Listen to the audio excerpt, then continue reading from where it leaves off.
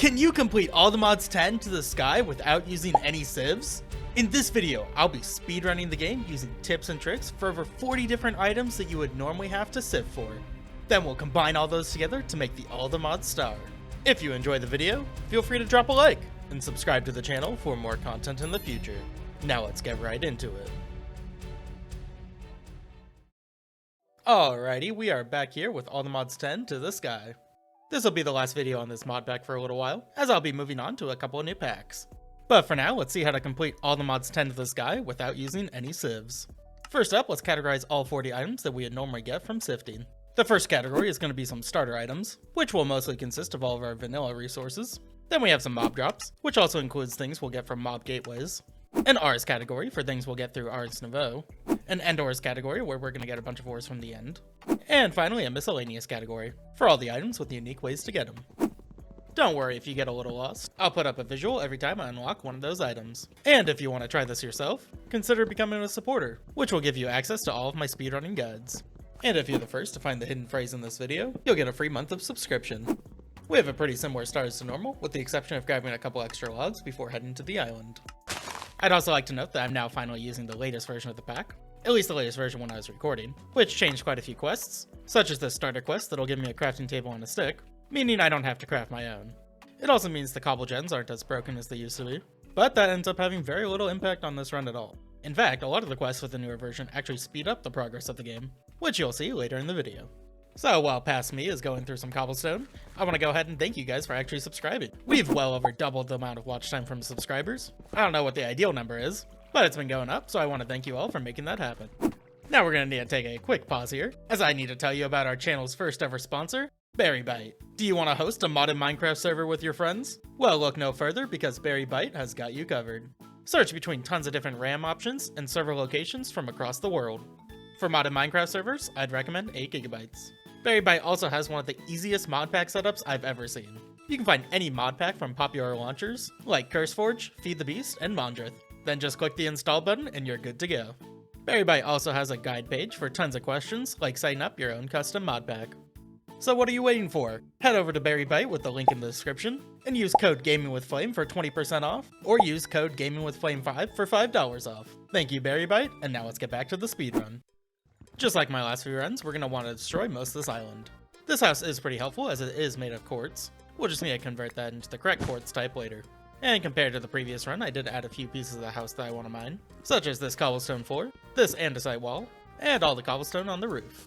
Funnily enough, we can't use our pickaxe to break this flower, since it still needs to be repaired. The rest of the island needs to go, that way we have some open space. Inside our greenhouse, we're going to want to plant some industrial hemp seeds, giving us a bit of string. Normally we would save up a bunch of string for some meshes, but here we just need a little bit for a couple recipes. We're going to heavily lean into quests for our starting resources, so we just need to complete a few small tasks. That way we'll unlock the quests that'll give us the correct rewards. One of the random rewards gave us an iron furnace, which is pretty convenient, but honestly not the biggest time saver. We're still going to need to break down a lot of our cobblestone, so let's go ahead and make a compressed hammer, which we'll use to break down some of the compressed cobblestone. I don't need too much gravel, so let's actually convert some of that back, and whoops, I was not in my crafting table. Similar to a normal run, we're going to rush to a cobble generator. I should also point out that I did put one additional rule in this challenge, in that I am not allowed to use the emergency items button. I don't count it as a traditional quest, since it's mostly meant for stuck players, and I feel like it goes against the spirit of the challenge. You'll see why that's important in just a second. I started crafting some glass in the furnace, and then break down some of that sand into dust, which we'll just compress in our inventory.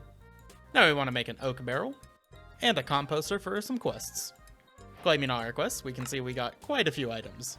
So let's place down those barrels while we're in the area, and set up a chest for all the new items we're getting. I also set up this little chest on the side that's going to store most of our important items. Back over to the barrels, we're going to want to make some clay, but first we need to fill up those barrels with some water. Now, without a bucket from the emergency quest, and no iron from sifting, we're going to need an alternate option. Henceforth, the glass bottles. Toss out the extra two as they'll be annoying, and use this bottle to fill up our barrels, which we'll use to convert our dust into clay. Now that we got some clay going, let's combine it with that bone meal that we got from some quests, and use that to make a crucible and some buckets. We'll just need to toss them in the furnace before we can use them. Now our fastest lava generating source is going to be some campfires, which we'll put 3 down as we got a couple extra crucibles from our quests, allowing us to generate lava 3 times as fast. Let's just fill those up with some cobblestone. Next up, we're going to need a little bit of flint for our quest, so let's just break down some gravel and hope to get 2. Now let's use those to make a wrench, which will complete a quest, giving us iron. Then we'll keep claiming quests as rewards keep completing them for us. Let's also mark off iron as complete in our checklist. If we go ahead and take a look at the railcraft quests, we'll see one of them gives us a free quest item, which I'll be choosing 6 steel ingots. Now let's take that steel and make a chisel out of it, which we'll use on our quartz pillars to turn them into regular blocks of quartz. Now we can freely convert those back into nether quartz, and go ahead and mark that off our list. Those quartz blocks unlocked quite a few quest items for us, so I'll go over those in just a second. For now, let's craft a metallurgic infuser, which will give us even more quest rewards. Oh yeah, and did I mention this part of the run's pretty quest heavy? Ironically, this is actually faster than setting up sieves, so this is a pretty good strat for normal runs as well. Now we've crafted up an engineer's hammer and an engineer's screwdriver, which will give us a little bit of leather from one of the quests, something we'll need in just a minute. Crafting up some white iron glass will give us some more iron, and let's make sure to organize all the resources that we're getting. Our goal here is to make a Geore of every resource, so we just need to make sure we have enough of each one. Back in the Railcraft tab, we have one more choice item, which we're going to choose some gold, as we need at least 10 to make a Geore. We've got a little bit of extra iron, so let's go ahead and use that to make a create smelting setup. We'll just need a chute, encased fan, and a watering wheel. And now that we're past most of that quest madness, let's go over all the resources we just got. First up, we unlock some coal, lapis, amethyst, redstone, gold, and copper.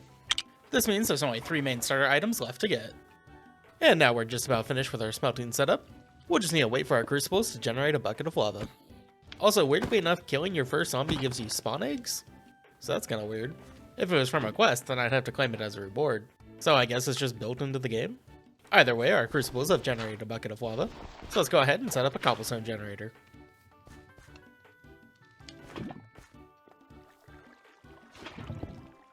And as I said before, these generators are now running at the normal speed.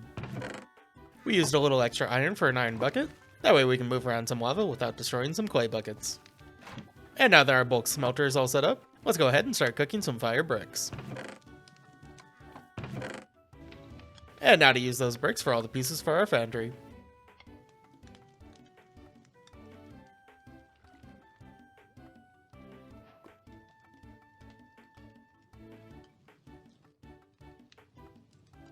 Let's place the foundry in the corner for now.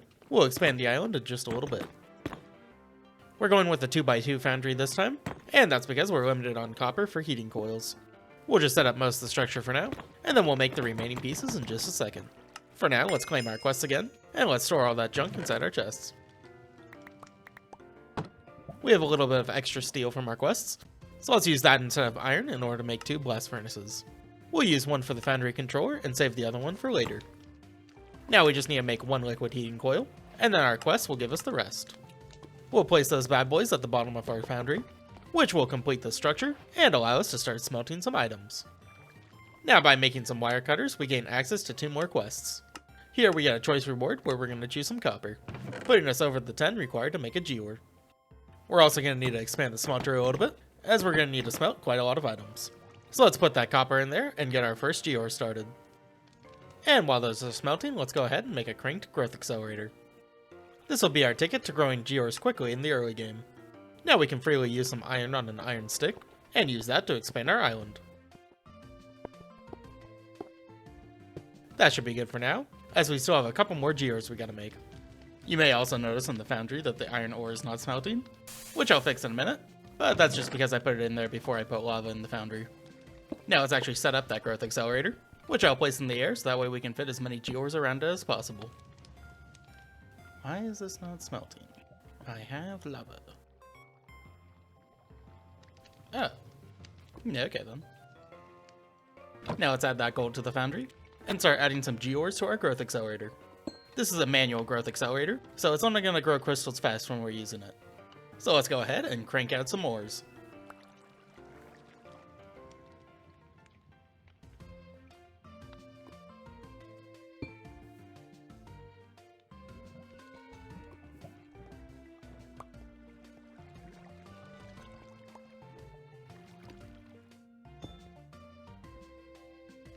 Let's also toss out our old stone tools, as we can finally upgrade to iron.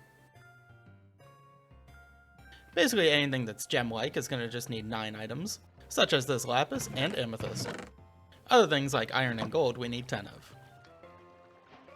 Just be careful when you're adding some ores to the foundry, as some of them can mix into a new ore. For now, let's manually mine up these ores, until we get a decent supply going. For some ores, we're going to want to make a couple extra Geores, which we can just toss in the shards directly into the foundry. For now, we're going to want to make some extra iron as well as coal Geores. Just be especially careful with coal and iron, as it'll make steel when they're mixed together.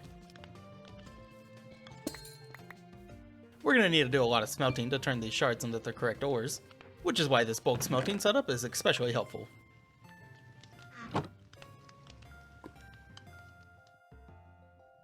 Now let's get a little bit more into sophisticated storage and make a crafting upgrade for our chest. That way we can just toss all our items into it and craft whatever we need. Just be sure to upgrade your chest into the sophisticated storage variant. Then we'll upgrade them into some higher tiers, that way they can store a lot more items.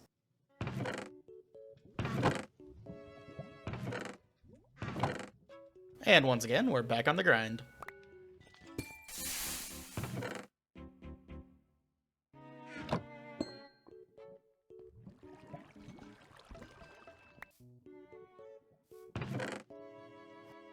Now we finally have enough resources to start doing some things. So first up, we're going to want to make a magma generator.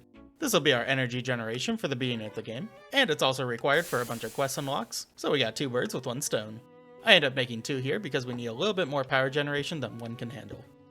Let's make some basic cables to transfer our power around, and will also act as a mini battery to store some power for us. Now we're going to want some regular pipes from the pipes mod, which we'll use to automate lava. So let's go ahead and get rid of our current crucible setup, as well as craft up a superheated element, which we'll use to generate lava at a much faster rate. Unfortunately, I did run out of steel, so let's go ahead and craft a little bit more.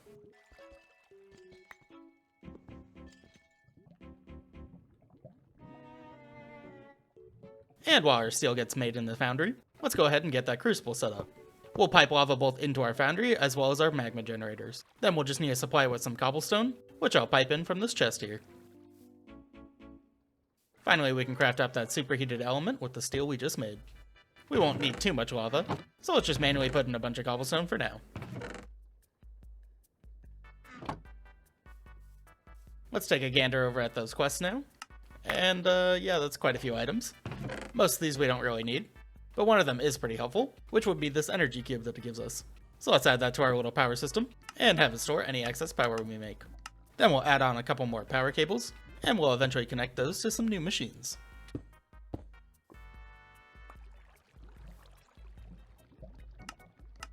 The Mekanism mod also has a really cheap fluid tank, so let's craft up one of those for any excess lava we make. Hello? Who do you think you are? That's what I thought. Getting back to it, let's upgrade our cobble generator. This will mostly just be for blocks for expanding our platform. For now, a gold generator will do just fine.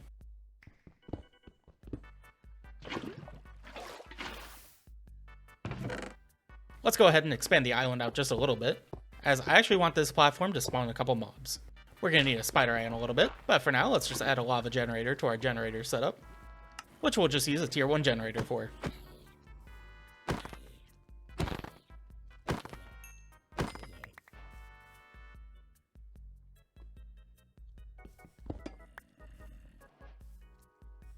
I'm going to craft a bed here, that way we can sleep through the night once we're done with all these mobs. But in the meantime, let's go kill some spiders. We only need 1 spider eye, but if we get unlucky, we can get a guaranteed one from a quest if we kill 5 spiders.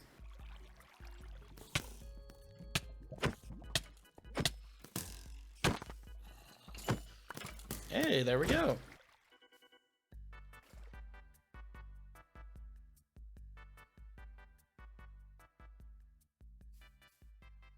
Next up on our list, we're going to want to unlock some Service Quartz. So to do that, we're going to need to craft up a couple items from AE2.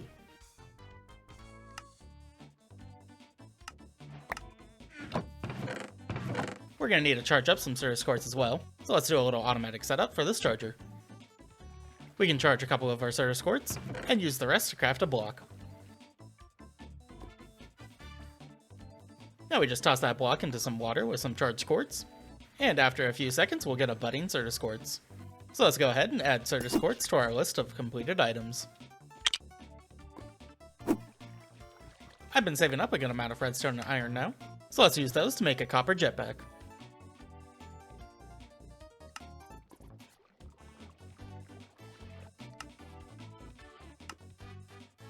In order to charge the jetpack, we'll just have to add it to our energy cube. For us to unlock our next resource, we're going to need to make a nether portal. Luckily, we've already made plenty of obsidian.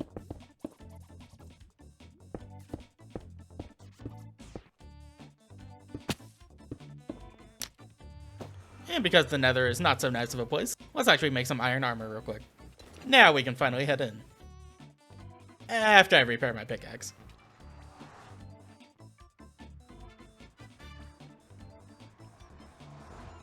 Once we've made it in, let's check the map for any nearby structures. Luckily, it looks like another fortress is not too far away. Here at the fortress, we want to look for some chests. So let's just find an entrance into the chest halls. In these chests, we're going to be looking for two main things. Either straight up raw diamonds, or diamond horse armor. Each horse armor is worth 6 diamonds, so we're going to keep looking until we get a total of 9. Our first chest has some promise with giving us 3 diamonds, but the next few chests are not quite as lucky.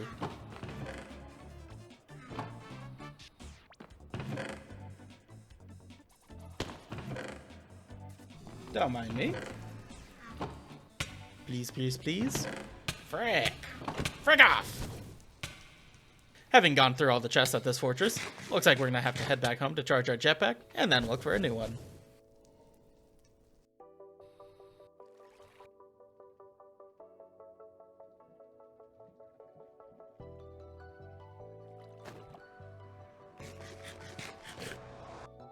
Since there aren't any more on the map, it's time to wander aimlessly in the void until we see something pop up. Luckily, it wasn't too long until I found the next one.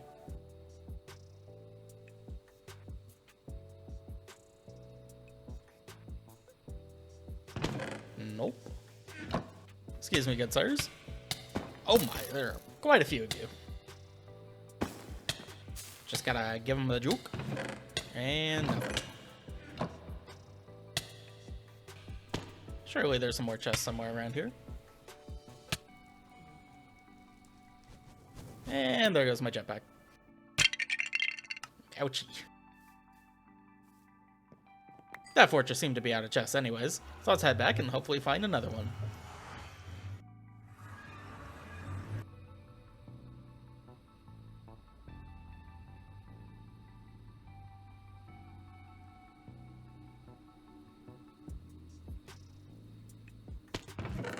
There she is.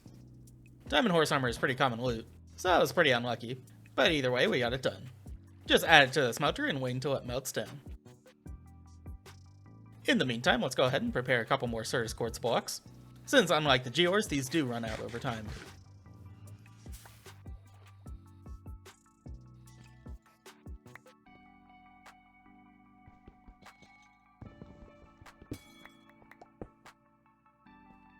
Let's also set up a quick automation for an inscriber, as we'll be needing that to make a couple press molds.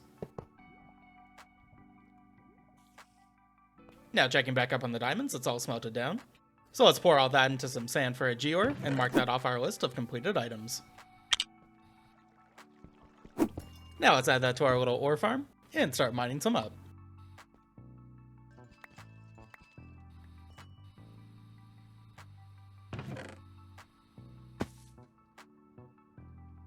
One of our quests from earlier gave us a fortune book, which I guess I could have put on an iron pickaxe earlier, but now that we have diamonds, we should definitely add that to a diamond pick.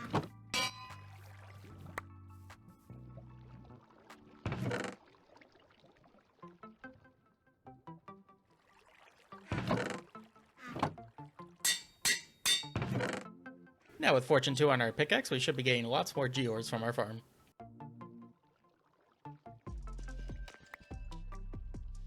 Let's use some of our bones from earlier to craft up some bone meal. And now we just need to find a poppy that we stored in the chest from earlier, and we'll use the bone meal to duplicate it.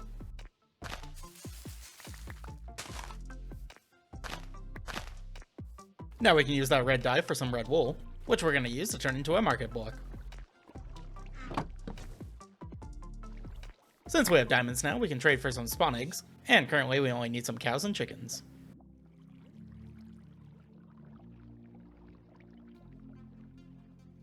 Let's go ahead and toss that cow in a hole, and then we'll use its milk to make some slime blocks.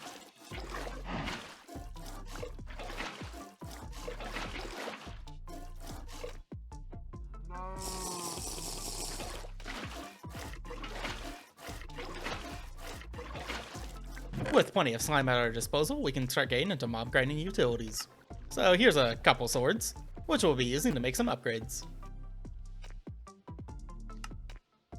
Let's also craft up a stack upgrade for our chest, that way all these swords don't take up so much room.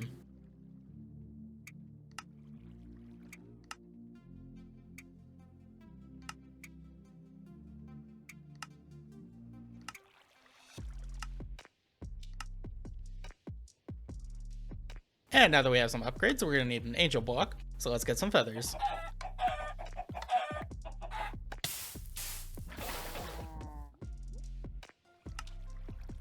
Charge up that jetpack, then head over towards the void, where we're going to make a mob grinder.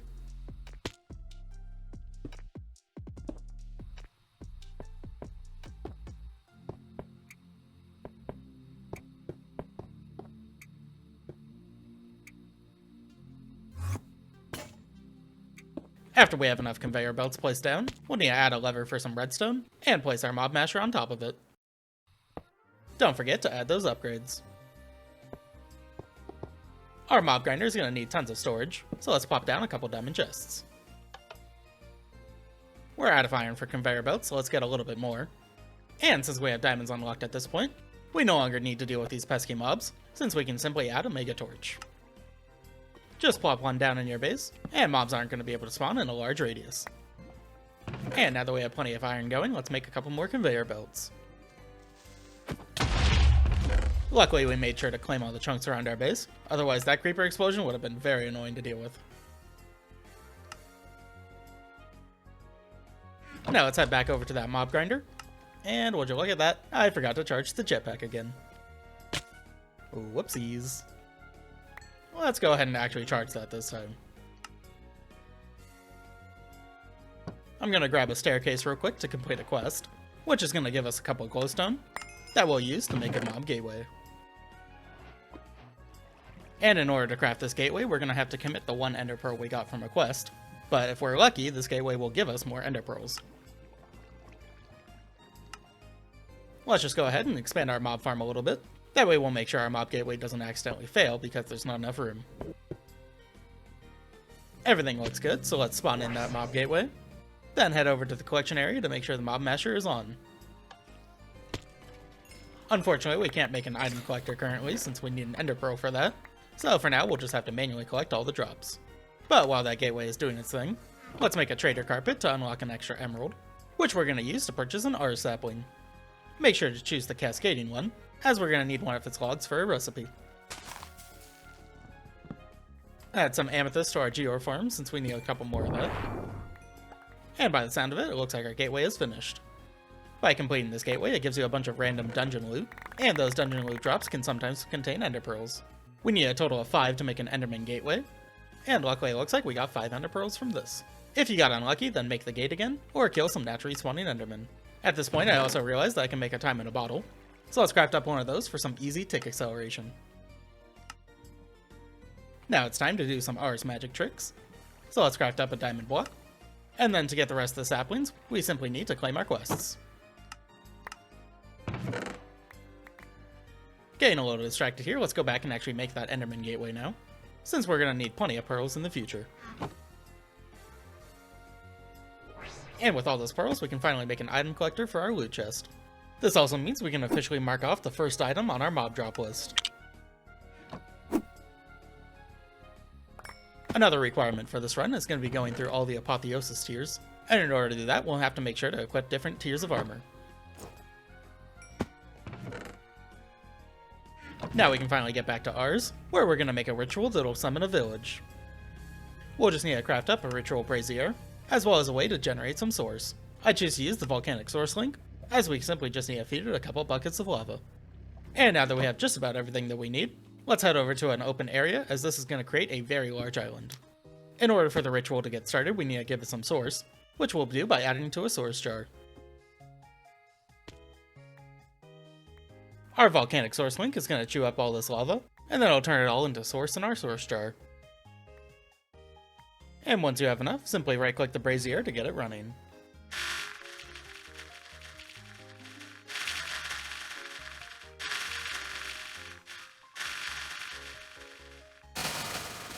Before the villagers spawn in, let's quickly block up their houses. That way we don't have to deal with these guys wandering about. Oh, hello. Well, actually it seems like the villagers spawn outside of their houses. Except for the one that we actually need, so it doesn't really matter. All we need to do now is trade this villager for a couple emeralds, and then we can add those emeralds to our smeltery to make a Geore. This will also allow us to mark off the first item on our Ars Nouveau list. Our next step is going to involve a bit of trading, so let's go ahead and start generating more emeralds.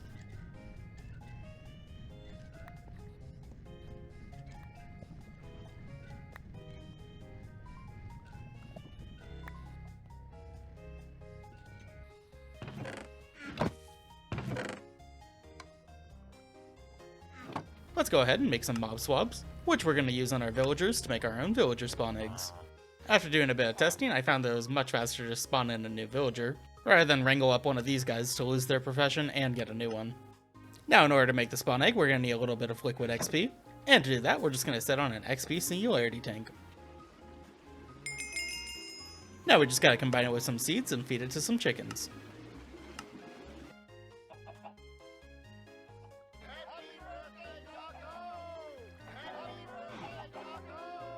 I make sure to make a couple villager spawn eggs, just in case we get unlucky and one of them becomes a nitwit. Let's also place down a couple chickens that we'll use to make some eggs. Now we're going to turn this villager into an AE2 villager by using a charger, and then we need to level it up to level 2. At level 2, we're hoping for a skystone trade, another reason to have a couple extra villager eggs. Now we can go ahead and use that skystone to start duplicating itself, marking another item off our list. Now I'm adding another generator to our setup, and this one's going to be making us some netherite. The initial netherite I got was from one of the quests.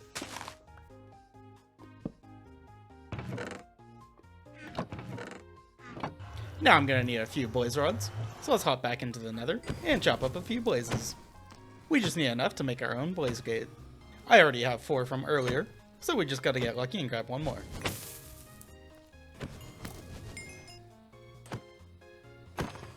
Dang, that took long enough.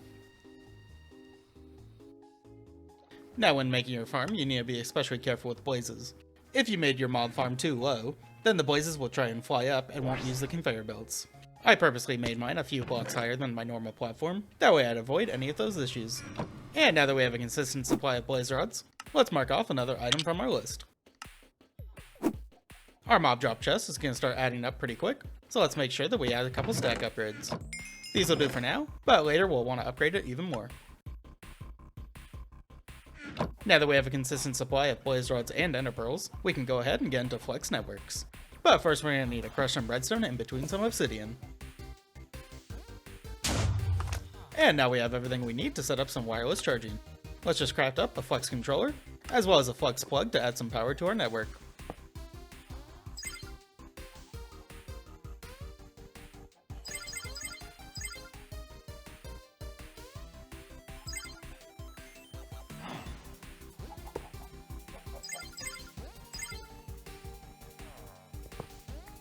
At this point in the run, we have most of the beginning resources that we would normally have when using sieves, so now it's time to mine up a bunch of coal and iron to make a reactor. I'll also be randomly putting out a bunch of gateways during the early game, that way we can maximize our chances of getting all the Apotheosis gear. For the next ascension, we'll need to wear one piece of each uncommon tier item. We're also going to need some uranium for our reactor. We're going to need 10 ingots, 9 of which we're going to get from making reactor glass, and plenty more by just having uranium in our inventory. This will officially mark off the last item in our starting category. Our cobblestone generator is also maxing out, so let's just add a little compression upgrade for some more storage, as well as easy access to the compressed versions.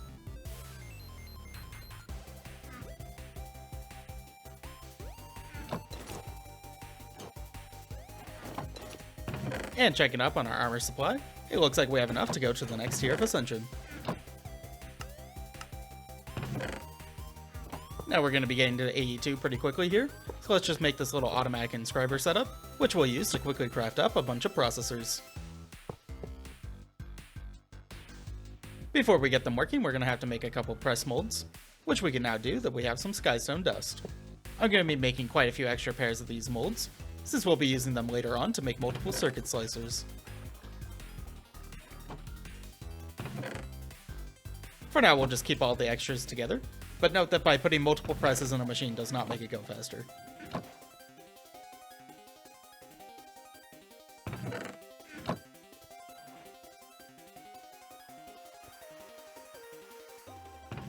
And after being confused by my setup not working for a minute, I realized that I'm just stupid and forgot my second pair of pipes.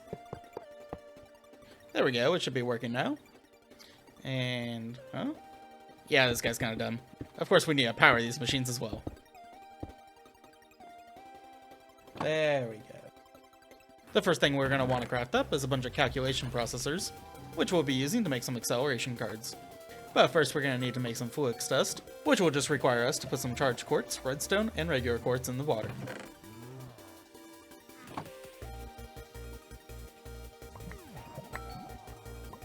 Now we can finally make a couple acceleration cards, which we'll add to our machines to make them run even faster. A lot of these recipes are going to start requiring quite a bit of redstone. Luckily enough, we don't even need to mine some, as our mob farm produces quite a lot on its own. We're now getting pretty close to our AE2 setup. We'll just need a couple more machines to finish it off. Let's make a crushing factory, that way we can start crushing some of these crystals into their dust forms.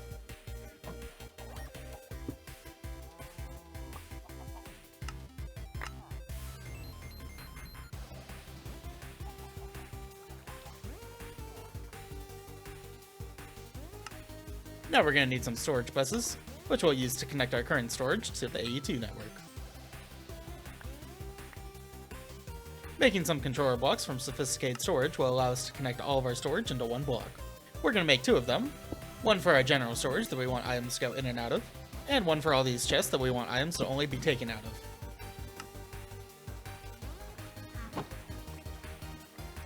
Just be sure to set a storage bus to extract only if you don't want items to go into it.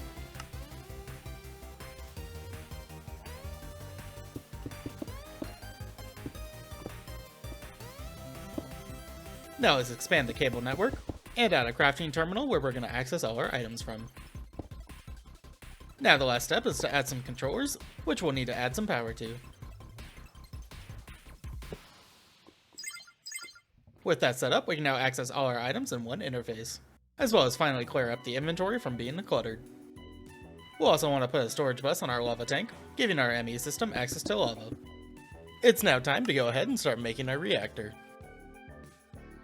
We'll just need to grow about a stack of uranium before we can get it running. We're only using the basic reactor parts, so the biggest we can make is a 5x5.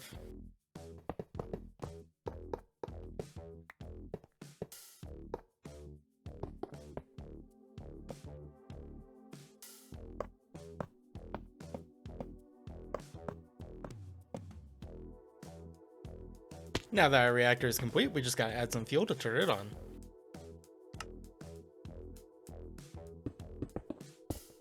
We're not gonna set up a second Ars ritual, and this one's gonna require some vexing logs. Crafting up a conjure island of the vexing variety is gonna allow us to make some mycelium. We just need to move our setup from before, and I'm just gonna place it a little bit above the current island, as we don't really care if any of this stuff gets broken.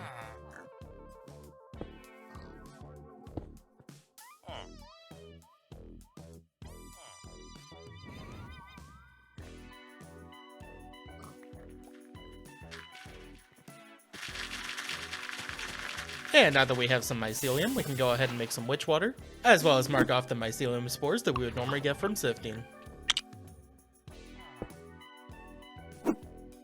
Using that witch water, we can set up another generator, and this one's going to start making us some endstone.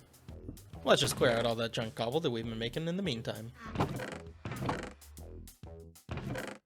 At this point, we have all the pieces we need to head over to the end. We're going to need some ender chests to transfer some items between the dimensions, and then we're going to make a quarry card for a builder, which we're going to set up in the end.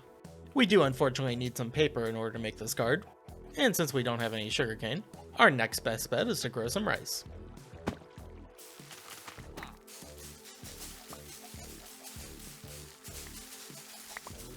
This rice can be used to be turned into paper, And since the only other use for sugarcane is some raw sugar, we can actually mark that off our list, as all the sugar is going to come from the mob farm. Our first item in the miscellaneous list. We're going to want some waystones for traveling between dimensions. Then we'll have to crush up some endstone in order to make an end cake.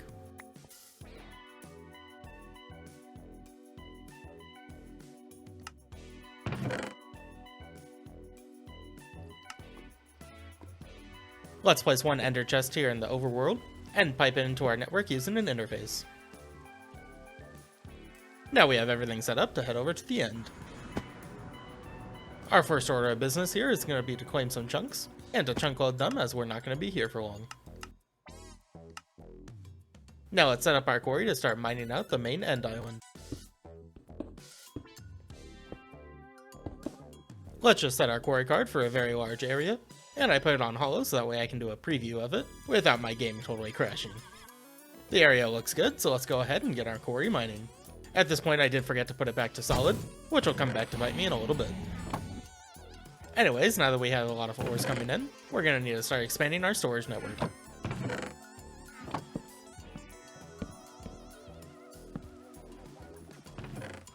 Now I'm going to make an AE2 reaction chamber, which I'm going to use to start duplicating some crystals. Let's remove all this junk that was here before, and set up a crusher right next to it. Then we'll keep it supplied with water using a sink. Now we can use this to quickly charge some crystals, and then we'll crush down about half of them, and combine them back together to start duplicating them. This allows us to start generating them much faster than if we were using the budding ores.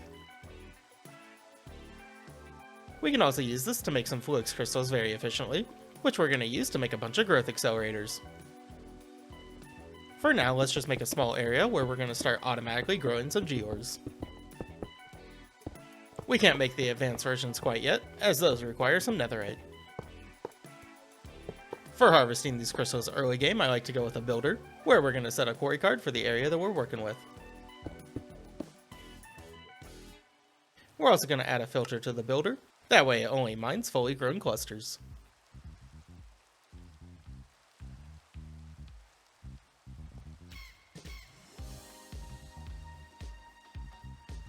Just don't forget to put some storage on top.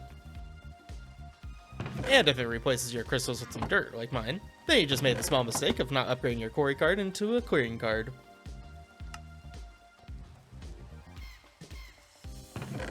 Just be sure to remove the dirt, as our filter doesn't allow for it. Now we can start filling up this area with a bunch of Geores.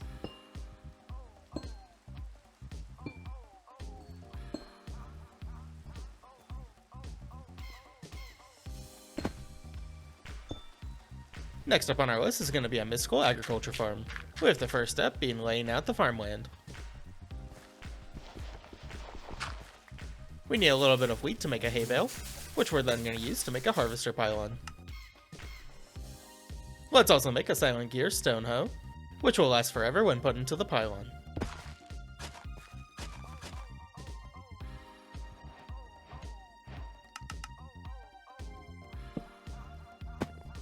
This farm is also going to use some growth accelerators, so let's set those up in the same pattern as our Geore farm.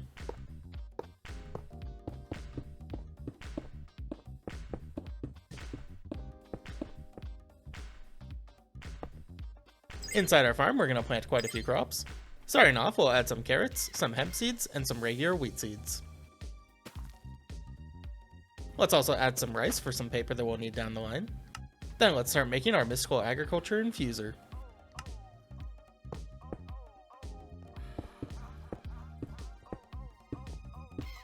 We have a few prosperity shards from our end quarry, so let's use those to make some seed bases, which we'll use to make some mystical agriculture seeds. We can also plant some basic inferium seeds, as we'll need a bunch of that by the end of the game. Now I'm going to go ahead and make some water seeds, which I don't do in a normal run, and you'll see why those are important later. We're also going to make some stone seeds for the same reason. Next up is some wood seeds, which we do normally use, and we'll need quite a few of those, so let's plant them on some inferium farmland, allowing them to give us some extra seeds. We can also add some demon dream seeds, and then start grafting up some dye seeds. At this point in the run, I forgot to add fertilizer to my farm, which later down the line cost me a little bit of time. That's most of the seeds done though, so let's go ahead and set up a matter condenser to start making some matter balls for us, which we're going to fuel by piping in water from a sink.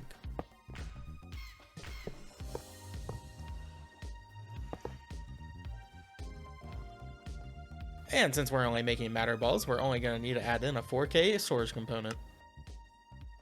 Now that we have some resources growing on their own, it's time to start expanding our AE2 network and start introducing some autocrafting. It's also going to require some entro crystals, so let's go ahead and grow some of those using some entro seeds. But once we get enough entro crystals, we can start duplicating them like the normal crystals. Now at this point in the run, I realize that my quarry is very far behind where it should be, so I go ahead and check that out and finally realize that I set it to hollow earlier. This simple quarry also means that we have enough resources to make geores for every single end ore minus the draconium. So let's actually mark all this off our list. We've got tin, lead, osmium, aluminum, platinum, silver, and nickel. All resources that we now have the option to make geores with. For now, I'm just going to make an osmium geore. We also have enough entro crystals to make some entro infused ingots.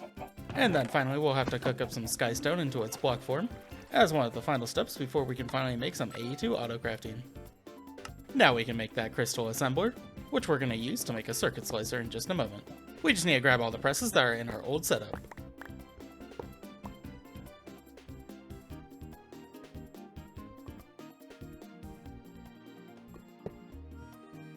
We're getting quite close to autocrafting now, so let's make some pattern providers, which will store our recipes for each machine.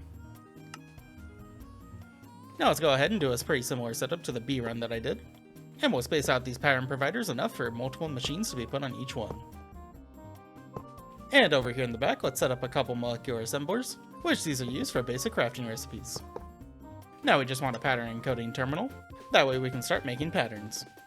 Now I'm going to do a quick side project, where I'm going to place down the gateway and swap one of the witches. We'll be making a witch spawner in a little bit, and since I'm a little low on resources right now, we might as well do it while I wait. Back at our AE2 system, we need to put the final touches on our auto-crafting setup, which is by adding some crafting units with some storage. Now let's go ahead and move all of our machines over to the auto-crafting.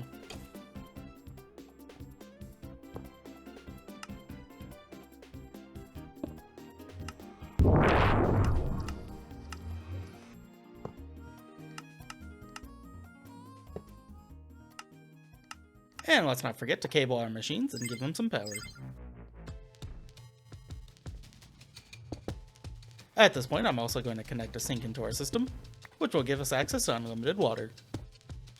A lot of our machines are going to need more patterns than the basic pattern provider can provide, so I'm going to teach the ME system how to automatically craft some extended pattern providers.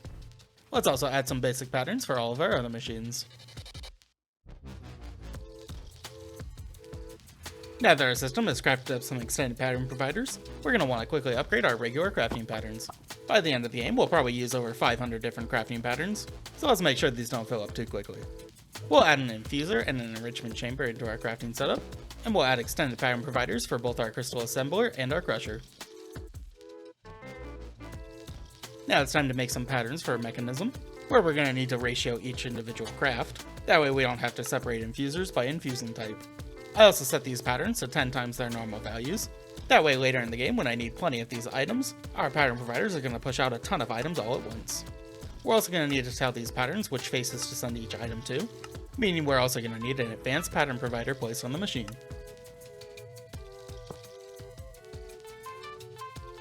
Now we'll just tell the infuser which side to take each type of item from. And for regular furnace crafting, we can only make an obsidian furnace at this point, since higher tier furnaces need netherite. We'll just connect some power to that furnace, and give it a couple add-ons.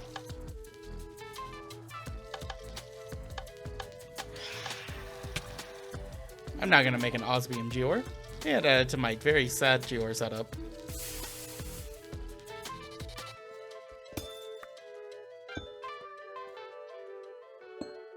Now we're going to want to set up some wireless AE2, so let's add a couple patterns into our network, and tell our system to make us some wireless connectors. With these, we can finally connect the Geore setup to our main system. Then we'll do the same thing with our mob farm. And by the looks of this, we have quite a few items in this chest. So let's get that sorted in just a minute. First, I'll spawn in some Apotheosis gateways, which will give us some gem dust. These are some tier 1 gateways as we're still on the first ascension. Now we can use that gem dust to make a salvaging table, which we're going to add to our mob farm to start cleaning up all the loot. We'll just pipe all the Apotheosis items into it, and all the resources it generates back into the chest. Now it's time for a neat little trick that I figured out. We can add a chest into our system with some compression upgrades, and we'll connect that chest up into our system on the extract only side. Now if we hammer down some compressed cobblestone into sand, then we'll cook up a little bit into some compressed glass, and place the rest of it into the new chest we just made. Heading back over to our smelting glass, we can grab that and also add it to the chest we just made, and then give our system access to tons of glass. Let's finally connect up our farm to our AE2 system, and it looks like we're going to need to give it some more storage. Back at the mob farm, I'm going to add a lever to this pipe, that way I can control when to chunk all the items. Since a lot of the Ascension tiers require I equip a bunch of items, we'll want to try those on before we break them down. Now to unlock the next tier of Ascension, we're going to need to kill an Apotheosis boss, so let's use a gateway that'll summon them in, and try and get one low using our mob crusher without killing it. This looks close enough for the zombie, so let's kill that to get our next Ascension tier.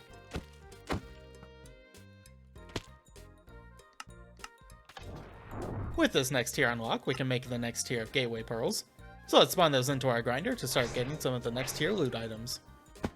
While these bad boys are spawning, I'm just going to add a couple more patterns to our system. And once it's complete, it's time to go through the loot and find any high tier items.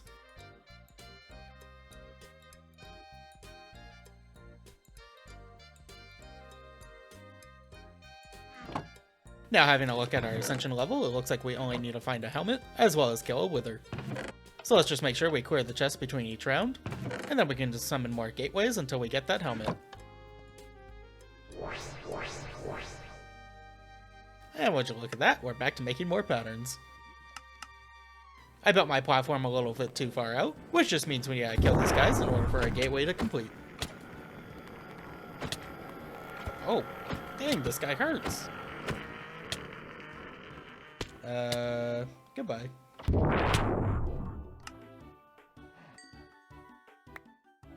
Taking a look at the loot, we did find the helmet that we needed, so equip that to progress to the next tier. Of course, we do need to kill a wither. Luckily, the gateway gives us a few wither skulls, which I'm going to use to make a hellish gateway. That way, when we finish the gateway, it'll give us a spawner. Now I finally get around to adding some stack upgrades to the farm chest. Then at the Geore farm, I'm going to make a little furnace setup. That way we can quickly smelt all the ores we're getting. Adding a blast furnace upgrade is great for this as well, since everything it's going to smelt is going to be a blast furnace recipe anyways. Our hellish gateway has finished up, so let's use the witch DNA that we got earlier to get a witch egg. That way we can add a witch spawner into our farm. We're going to need quite a bit of redstone this run, and a witch spawner is a perfect solution to that problem. Let's just make sure our spawner is upgraded with a bunch of different items. Most important of which is filling it up with clocks and sugar. That way it'll spawn witches as fast as possible. Let's also go ahead and add a soul entrance, that way it works during the day, and some spider eyes and gas tiers for more spawns. Now let's set up a little wither cage, that way we can get a final kill on the wither for the next tier of Ascension. With the cage built up, we can summon our wither in. Then we'll need to tag the wither with a data model, that way we can start tracking some wither kills.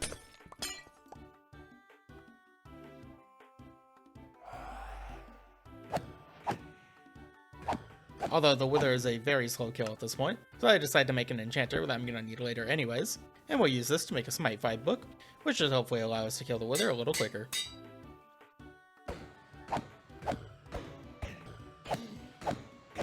And with the wither dead, we can go to the next tier of Ascension, and let's add that nether star into our spawner, that way we don't need to be near it for it to be working.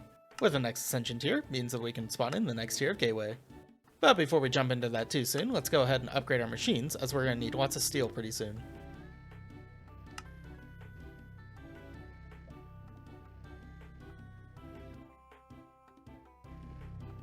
We also want to get some ore tech set up right now, as it's going to be our easiest way to make some plastic. And for autocrafting with the centrifuge, make sure that the pattern provider is on the top block, otherwise it's not going to be able to push in fluid recipes. And speaking of fluid recipes, let's go ahead and add that plastic recipe into the centrifuge. Ore-tech machines can be a little bit visually buggy with pipes, but don't worry, they're actually set to extract. It's just a little visual bug. Also be sure to give the fluid add-on to the centrifuge, that way we can actually make those fluid recipes.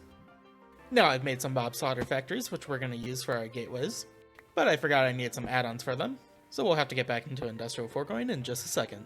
For now I want to set up some automatic crafting of Certus quartz, since I'm going to need tens of thousands of this before I finish the pack. For this little setup, we're just going to push all of our Certus quartz to be charged inside a reaction chamber.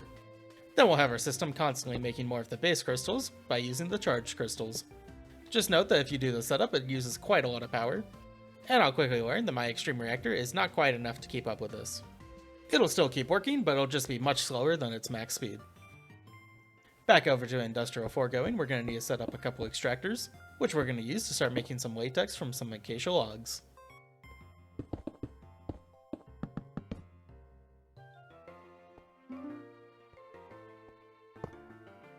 And with latex going, we can finally make some range add-ons. When adding these slaughter factories to the farm, we want to make sure that they cover the entire area. That also includes underneath the farm. This is because some gateways are going to spawn a bunch of random mobs, some of which could be shulkers that spawn underneath the platform.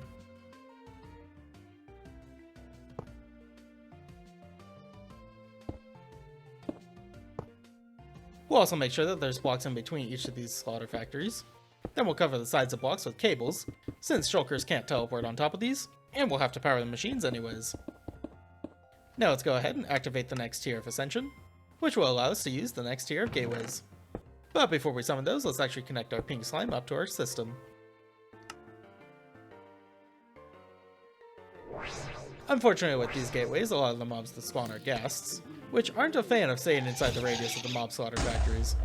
A bit of an annoyance, but luckily they will instantly die with a return to sender. Although some of them are small variants, and technically have someone riding them I think, so these ones are especially annoying to hit. All of these mobs also hit like a truck, so try not to leave a platform on the ground where they can get to you.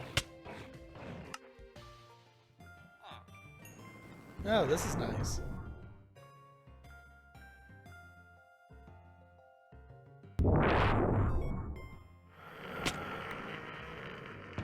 With these gateways, we're looking for some epic or higher tier gear, but there is one thing from these gateways that I'm especially looking for. Some much higher tier Apotheosis bosses will spawn with netherite armor, as well as have some netherite armor drops. So if we get lucky enough, we can get a piece of netherite gear, which when scrapped will have a chance of giving us a netherite scrap, which we only actually need one of to get infinite amount of netherite. So let's keep going through these gateways for some higher tier gear, and hope we get lucky with a netherite scrap. I also realized that at this point that I can just stay pretty far away, and if any ghasts get too close, they'll get teleported back to the spawn point, and hopefully get instantly crushed up by our mob slaughter factories. Occasionally it'll bug out and just end the gateway, but it's not that big of a deal since I can just make a ton of gateways right now. So with those gateways completed, let's go ahead and check our chests, and it looks like we actually got some netherite gear. Checking the requirements for our final ascension, we only need a helmet now, which I don't see in the chest, so let's go ahead and scrap everything in there. And after scrapping 2 pieces of netherite gear, it looks like we ended up with a total of 0 scraps. Well, that sucks. There is a different scrapping item that would have guaranteed it, but I didn't feel like getting into silent gear right now. And going for the lucky path is usually pretty quick. Either way, I'm going to set up some foundries from ore attack real quick, and these are going to be the keys to making our infinite netherite. All we have to do now is get our 1 piece of scrap. After another gateway, we have another netherite piece of gear, which I'm going to manually salvage, and luckily we finally got that piece of netherite scrap. Using the foundry from ore attack, we can turn 1 piece of netherite scrap into 1 netherite ingot, and then by holding a netherite ingot in our inventory, and by making a little bit of crushed blackstone, we complete a quest that'll give us some ancient debris. By using some Mekanism machines, we can turn 1 ancient debris into 3 different scrap, which means we can turn our 4 ancient debris into 12 scrap, enough for us to make an ancient debris Geore. And with the Geore being crafted up, we can officially mark off netherite from our list of items. Now to just add that to our farm, and let it grow for a little bit so that way we can get some more netherite. Next up, I'm going to place down an ME requester, which is a block that will allow us to automatically craft items we're low on. So let's set netherite to about 1000, that way it'll continuously make it as we're growing it. And now that we have some netherite going, it's time to upgrade our farm into the next tier. Directional growth accelerators are going to make our crystals grow crazy fast. And let's place that ancient debris Geore first, so that we can get netherite much quicker, and craft more growth accelerators. I'm also going to change up the design of the farm a little bit. We're going to use a much more efficient version of mining these Geores, and placing them in rows is going to be a little easier to work with, and is still going to grow plenty fast enough. We're going to want to mass produce some fortune books soon. So first up on the list is making a block of experience inside a drying basin. Then we're going to need to get back into Ars, as we're going to need some kelp. So we're just going to summon another island here, and this one is a cascading island. So let's fuel it up, and then grab the kelp that's in the water that it generates. This also means that we can mark off kelp from our list of required items. With the kelp we can now craft up a printer, and we're also going to need an experience lantern. The experience lantern is kind of like an XP vacuum, so let's put that over in our mob farm to start generating some liquid experience. Now we'll set up the printer by placing it on a depot, and then we'll need to craft up a couple fortune books. I ran out of XP here, so let's go back to the Geore farm and get the rest set up while we're waiting for our XP. We're going to be using some Fortune 5 annihilation planes, so we're going to need to set up some cables for all of those to go on.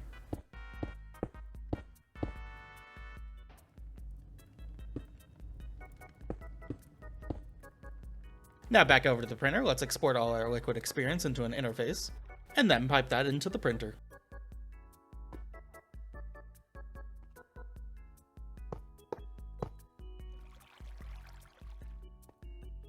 I'm just going to set the printer to Fortune 4 real quick, that way we can get 2 books and combine them into Fortune 5.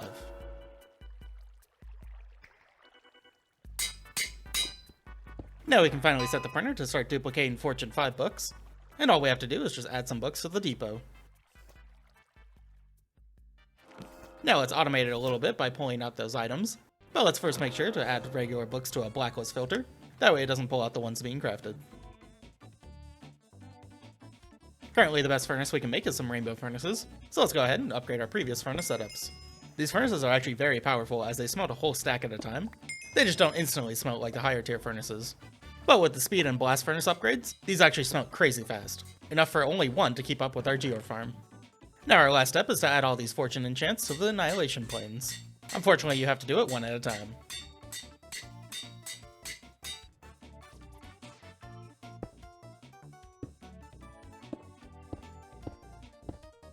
At this point I also realize I can just use these wireless connectors on the small ME system, so I'm sure there's a much more compact design available. Anyways, we need to connect our chest up to these annihilation planes, and we'll make sure to add a filter to the storage bus, so that way it's only mining fully grown clusters. Each Geore is also going to need a boosted growth accelerator, that way these are growing crazy fast. Now I have quite a few things auto-crafting at this point, so let's add a couple more crafting units into our system. These growth accelerators are also going to use a ton of power, so let's start making a giant reactor for massive power production.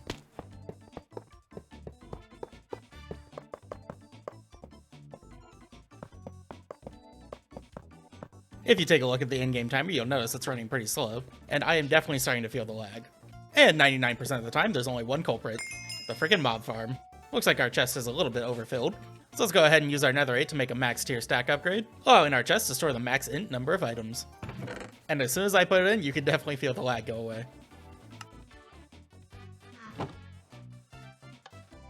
Now back to making that reactor.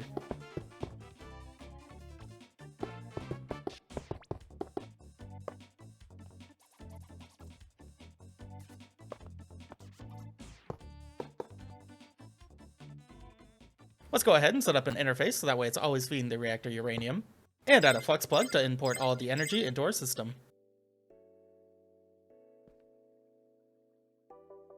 Now our tier 1 cables aren't going to cut it anymore, so let's upgrade all of those by right-clicking them with some alloys.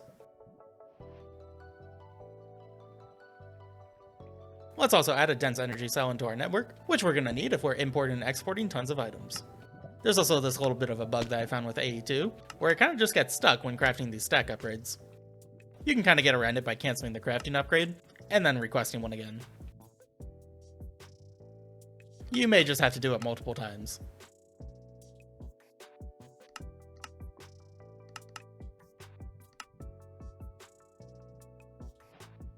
But finally we can upgrade our chests to actually store all the items we're getting. Next up, we're going to need to do some bulk hunting. So let's use this soul campfire that we got from one of our quests, and toss in some lapis to turn them into prismarine. This is also now a good time to finally add all the Geores that we're missing.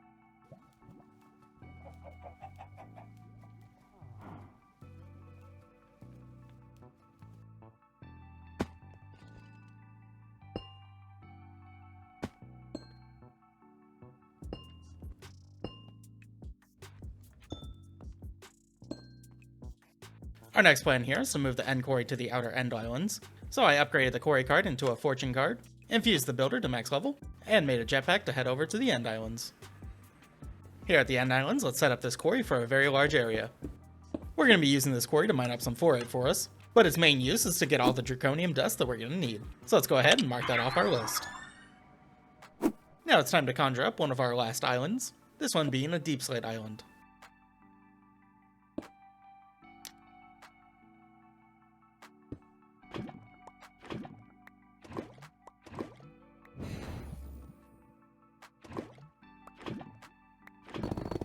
So while that thing grows, let's go back to the enchanter real quick and make a silk touch book, which we're going to plop on a pickaxe so that way we can grab everything from that island. But first I'm going to head back to the end island so that way I can grab a little bit of fluorite ore. We'll be using that in just a little bit. I also want to grab up some dragon's breath real quick, and you might notice that the end islands are a little bit messed up, but that just means that our quarry did its job. Now heading back to the deep slate island, let's craft up some mob imprisonment tools, as we're going to need to kill a couple wardens for their tendrils.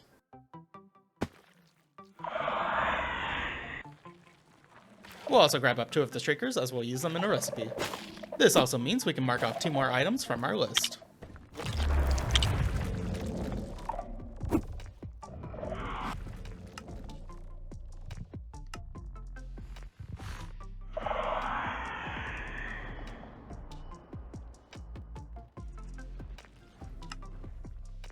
Now to kill the wardens, we're going to place them in our mob farm, but let's first make sure to turn off all the slaughter factories.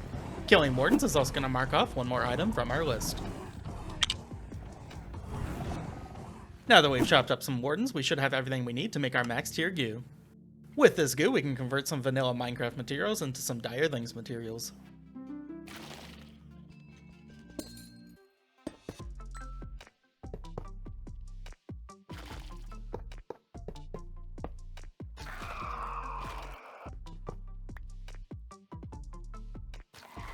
And with all these materials, it's time to set up our automatic time crystal creation. We're just going to need a bunch of sensors and swappers. This is a super compact setup I came up with, where we're going to put a redstone desk between the sensor and swapper. That way our sensor can tell our swapper when to move the time crystal block. Now just repeat the same process in both the nether and the end. Then in the end, we're going to need an advanced block breaker, which we're going to set to mine all the time crystals for us.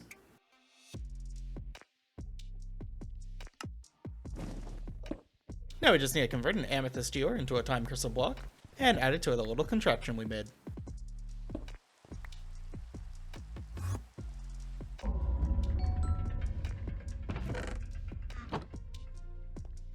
Next up on the list, we're going to get into some Apotheosis enchanting.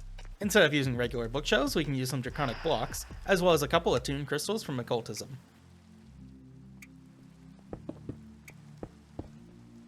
At this point in the run, autocrafting is also getting a little annoying, since we have so many things being automated. So I'm going to do a little quick detour and make a quantum computer. This thing will be able to run nearly an unlimited number of autocrafts for us. Before I can do that, I need a couple more ender pearls, so let's put down a couple gates. And while we're waiting on that, let's get back to our bookshelves. We'll need to craft up 3 hell shelves that we're going to infuse, but it's time to get distracted one more time, as at this point I realize I'm going to need some candles for enchanting, so let's go ahead and do a bunch of quests to get some honeycombs, and then eventually we'll make some honey seeds.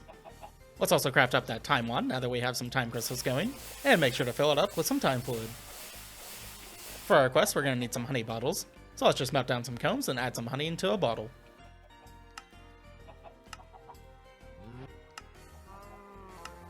I'm also going to be getting into bees soon, so let's go ahead and set up our beehive real quick, and we're going to put 2 feeding slabs down below it so that way we can give it 6 different feeding items.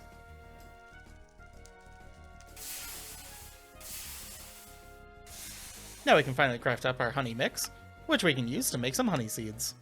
Honey seeds weren't introduced until a later version, so this is just another reason why the updated pack can be much faster. we're going to be using tons of honeycombs later down the line, so let's make sure we duplicate plenty of these honey seeds.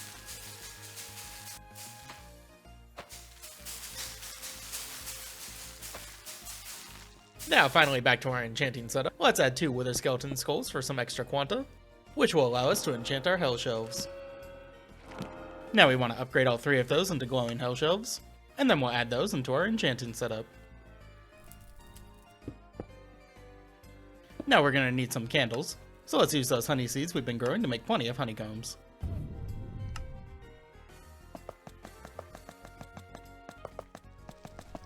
And with this setup, we should be able to enchant some deep shelves. We will use one of them to make an echoing deep shelf, and then upgrade it one more time into a skulk shelf.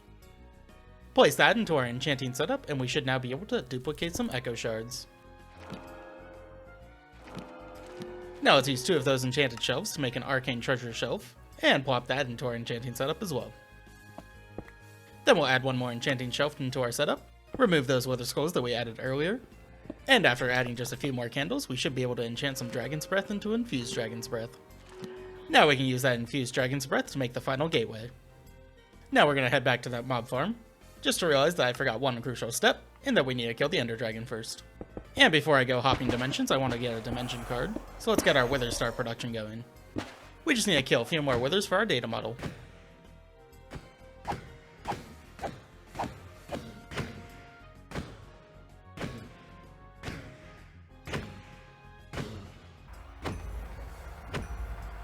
Now that our model is complete, let's make some machines from hostile neural networks.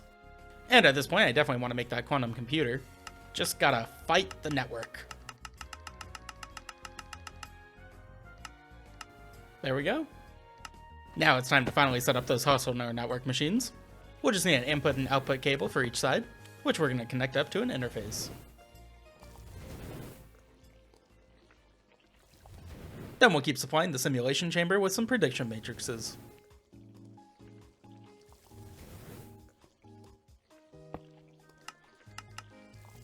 This is also going to use up a little bit of clay, so let's go ahead and break down a 4x sand into some 4x dust, and then we'll give it a little wash for a ton of clay.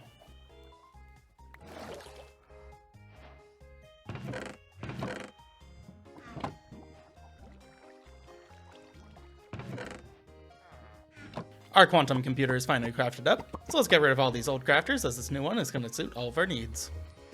Now I'm going to add some parallel processing, that way all my recipes are evenly distributed into multiple machines. You can use the quantum computer core on its own, but I decide here to make the multi-block as well, that way I can add some more co-processing units.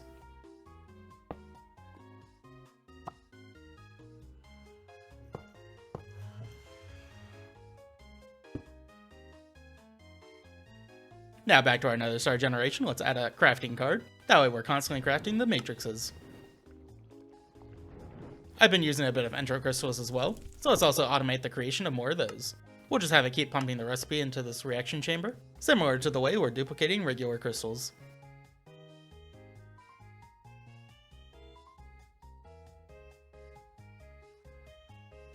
Now I can finally make that dimensional card, which will allow me to access my system from anywhere in the game.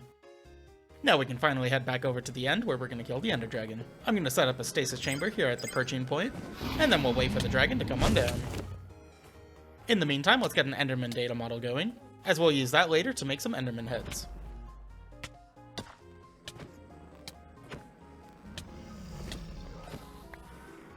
That should be the last one for our model, and the Ender Dragon is finally trapped, so let's go ahead and kill it. There's definitely some faster ways to kill the Ender Dragon here, which I would definitely try out on some future runs.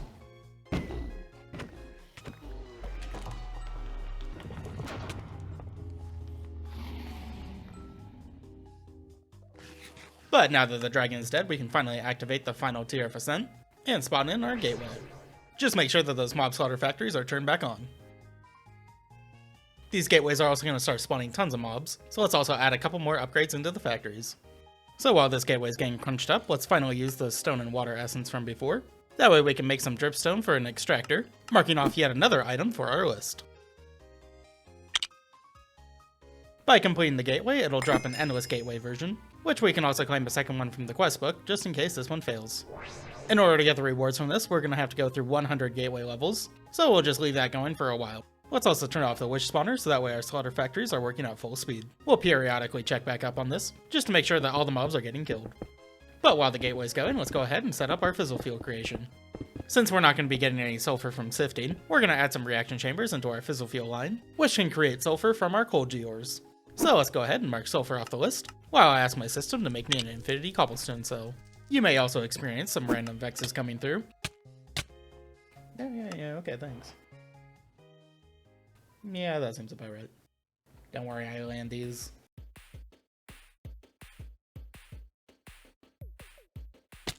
Tis but a scratch. So yeah, they can be a little annoying, but eventually they just float back to the mob grinder. So back to the lovely Fissile fuel creation. If you want a more in-depth guide on how to set this up, feel free to become a supporter and check out my speedrunning notes.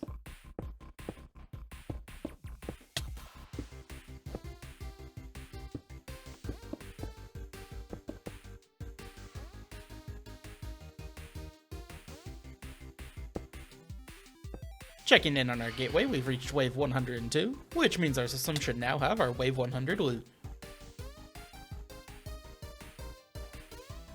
Let's just turn off our mob grinders for now, as we don't need this gateway running anymore.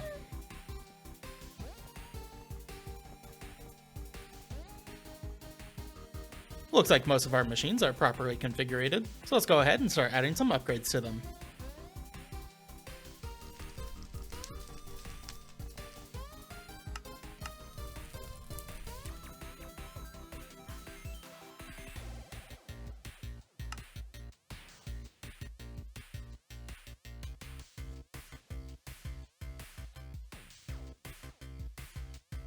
A lot of these machines at max speed are going to use way more power than we have, so I decided to just add a couple more machines, but only give them 6 speed upgrades instead of 8.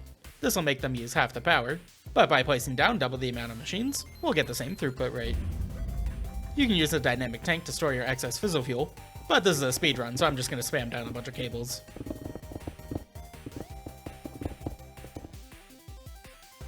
Going back to the gateway loot, we're going to claim a quest that's going to give us a ton of items. Most importantly, it's going to give us some Kivi, a mineral sapling, as well as some blocks of Alumodium, Unobtainium, and Vibranium.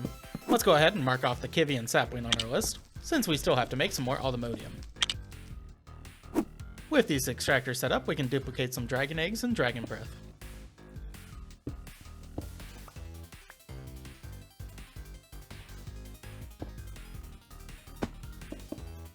Back over at the Fissile fuel setup, we're going to add a small extension to start automatically making some HDPE pellets.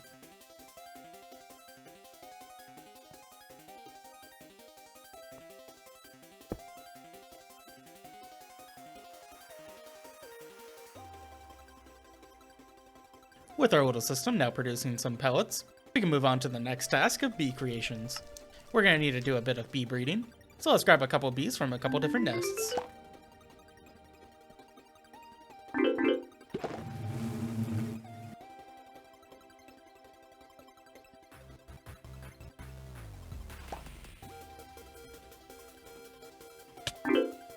Can you not? Oh, I see how it is. May I introduce you to my slaughter factory?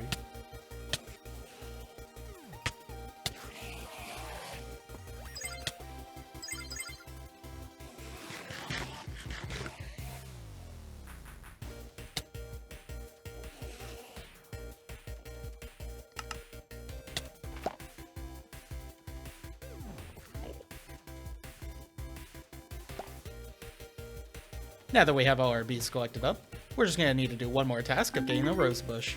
This means we're going to have to do one last ritual with the tablet of flowering.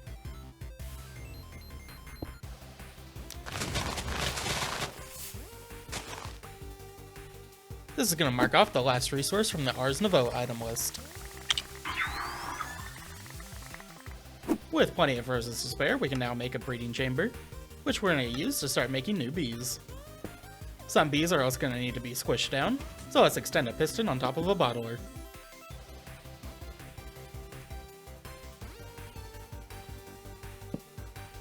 Let's add a ton of honey treats into this chest, that way we can quickly turn any baby bees into adult bees.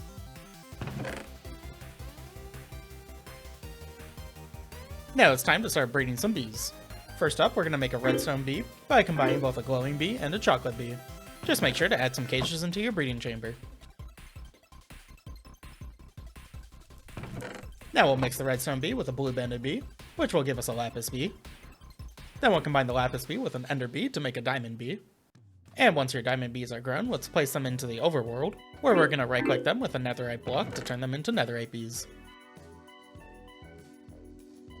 Let's add a simulation upgrade so that way we can grab these bees.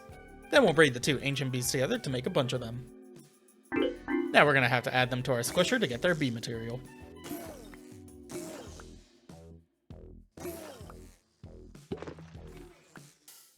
Toss that bee material into the centrifuge, and it'll give us a bunch of different genes. Right now we're looking for the ancient debris gene, as we're going to want to turn these genes into some spawn eggs. Try to get as close to 100% by combining them together, otherwise you have a chance for it to turn into nothing.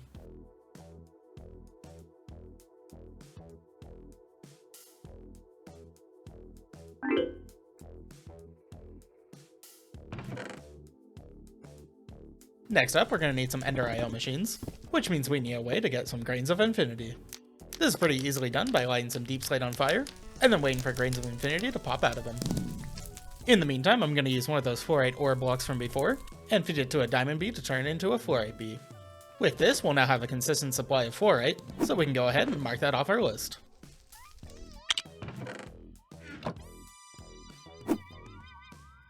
Let's also add into the beehive some of those draconic bees. That way we can start making some draconic dust.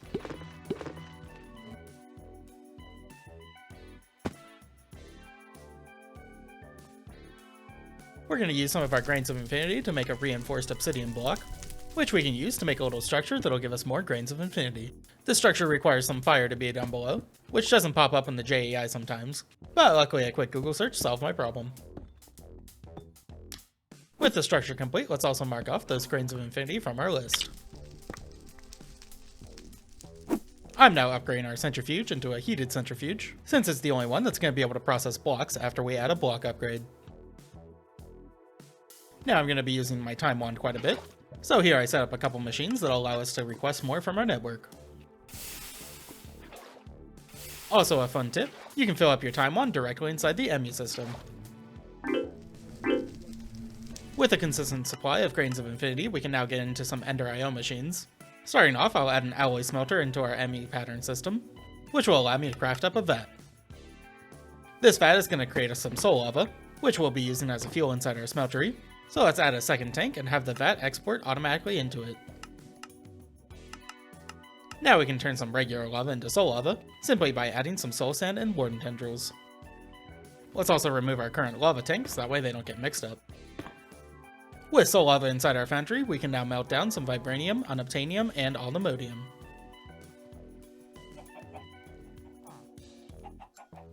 Then we'll upgrade our ancient bee spawn eggs into allnemodium spawn eggs, which we'll then upgrade to make sure we have one of each tier.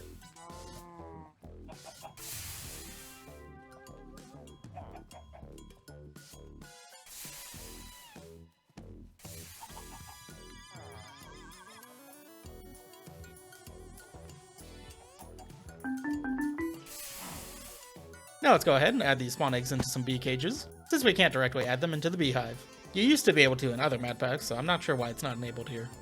Either way, we're going to check their productivity levels, and if they aren't already set to high, we'll make some honey treats out of our genes that'll turn them into high productivity. Now we'll just have to add one of each respective block into the feeding slab. This also means we can finally mark off the allnemodium, completing the mob drop section. Next up on our list, we're going to head back to the End Islands, where we're going to head over to the Chaos Guardian fight. And now that we're here, let's set up a stasis chamber where the Guardian's going to spawn. That way we can trap it and not have to worry about it.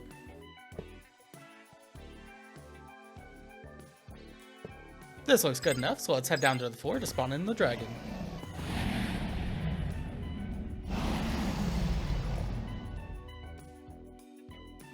That seems a little off. I'm sure it'll be fine. The Chaos Guardian has a pretty big hitbox. Let's just climb this area so it doesn't break any blocks. I see. Well, this dragon is bust. Let's head over to a new one. And after traveling 10,000 more blocks, we finally set up the stasis chamber in the correct spot. So now let's actually spawn in the dragon.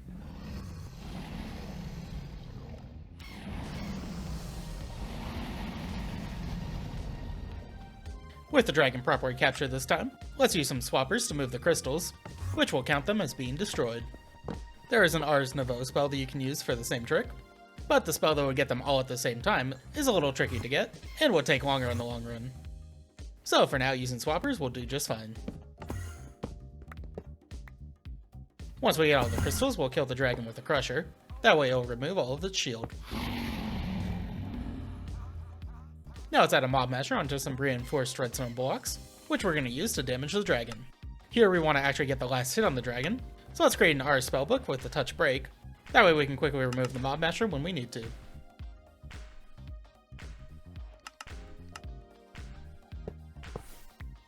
In the meantime, let's set up some patterns for the singularities. Now that the dragon is getting low, let's remove that crusher. And it looks like I put it just a little bit too high, where the dragon hitbox was blocking it. But that's no worries, as we can just respawn this dragon by killing it with the crusher.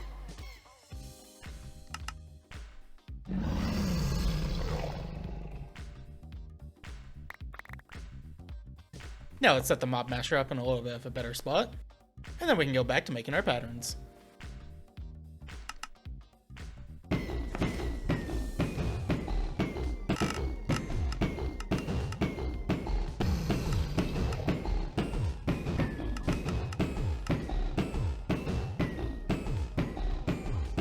Alright, it's getting a little low, so now let's remove that mob masher. Not too bad, we can finish off the last bit of its health now.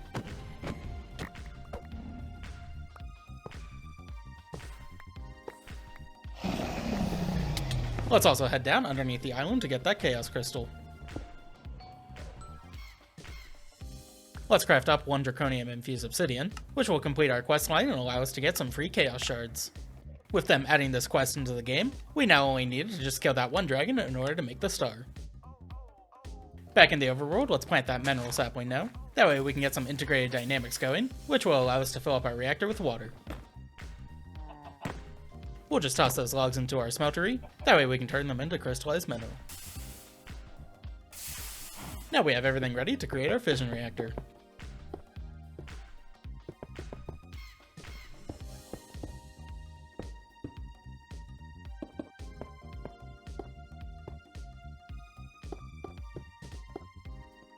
As you can see, we have plenty of fizzle fuel ready, so let's connect that up to the reactor, and then add a sink with the integrated dynamics to add some water in. You can also use Super Factory Manager for this, but both take about the same amount of time to set up.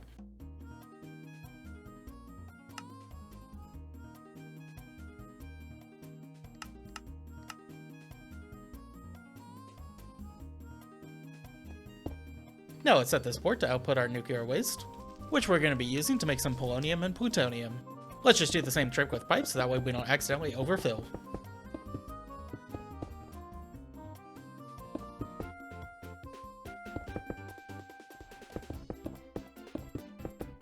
We'll use some pressurized reaction chambers to make the pellets, and underneath them we'll output their waste into some pipes.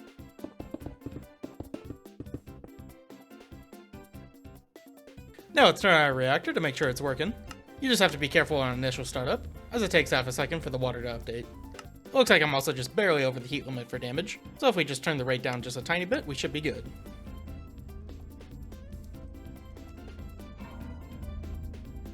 Now we can make some polonium and plutonium pellets, which we're going to be using to make an SPS machine. I also decided during this run that I wanted to make a fusion reactor, since normally I would store energy in the beginning of the run, but we couldn't quite do that since we didn't have any cactus, and I didn't want to set up this lithium stuff too early on. But at this point in the run, we have to make a thermal evaporation plant anyways, so let's go ahead and get those done.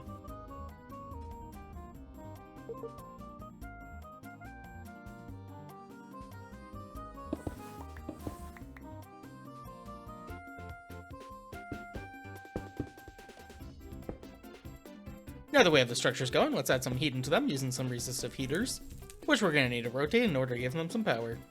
And if you're wondering how I just dove like that, that's because my chestplate is an Apotheosis chestplate, which comes with an add-on for an elytra. Now we'll just need to add water into the left plant, which will create some brine for us, which is then transferred over to the right plant to make some lithium.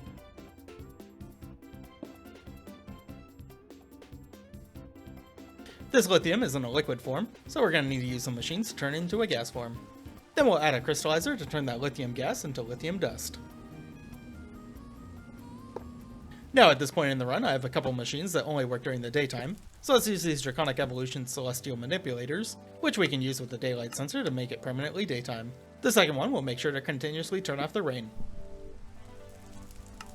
Now it's time to do some DT fuel production, that way we can make some fuel for a fusion reactor. If you're wondering why it's still nighttime, that's because I set up the daylight sensors wrong, but I'll be fixing that in just a little bit. We're going to add some filter upgrades to some electric pumps, which will start making us some heavy water. Then we'll use an electrolytic separator to turn that heavy water into deuterium. Now at this point I'm realizing it's still nighttime, so let's go ahead and fix that.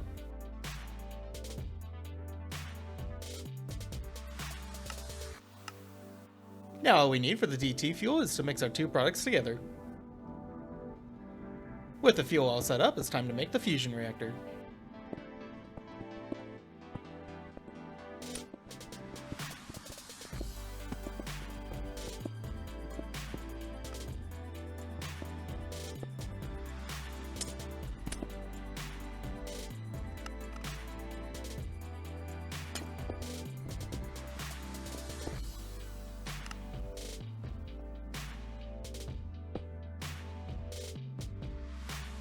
Connect up that DT fuel into the fusion reactor, as well as add in a hologram that has a little bit of DT fuel in it.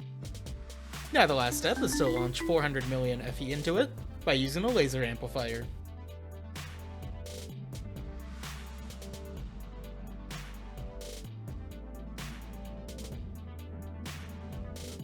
Now that we have nearly unlimited power, let's go ahead and make the SPS machine.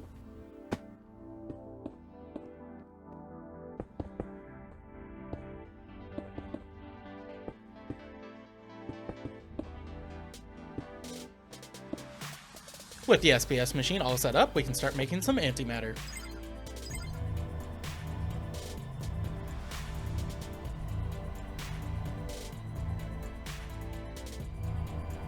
That's most of the really big stuff out of the way now, so it's time to do a bunch of small mods. First up, we have the power mod, where we're just going to set up an energizer orb and add a couple energizing rods.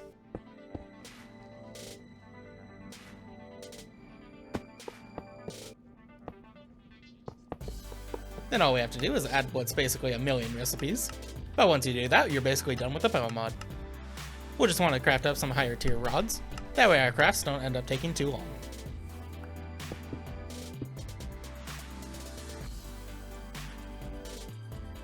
Now it's time to move over into Occultism, where we have a pretty similar setup to the normal run, except for here I made it a little bit more efficient. We can craft up some Occultism items just by throwing certain stuff into the fire. We will need to grow some saplings from Occultism, and we'll have to eat the Demon Dream fruit to be able to actually harvest it.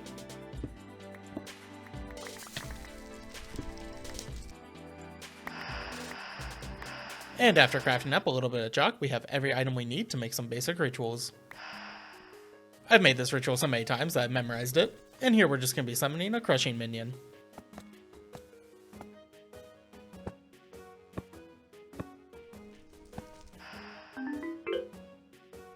Let's start off by giving this guy a little bit of endstone, that way we can make our way towards the next tier of chalk. Using this little extractor setup, we can make a little bit of calcite, which we'll also be giving to the crusher. Now it's time to set up our next ritual, which we're going to use to unlock the next tier of chalk.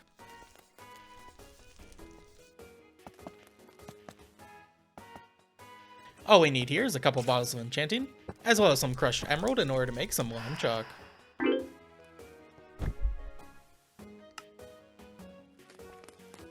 Now here's where I save a little bit of time, as the next tier of ritual can be placed on top of this one, since they share the same center ring.